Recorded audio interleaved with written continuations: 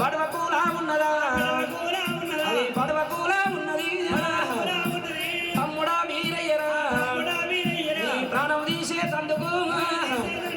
60 లక్షల దండును ఇక కావలల్లా పెట్టరా ఈ మేనమామ నారదంగా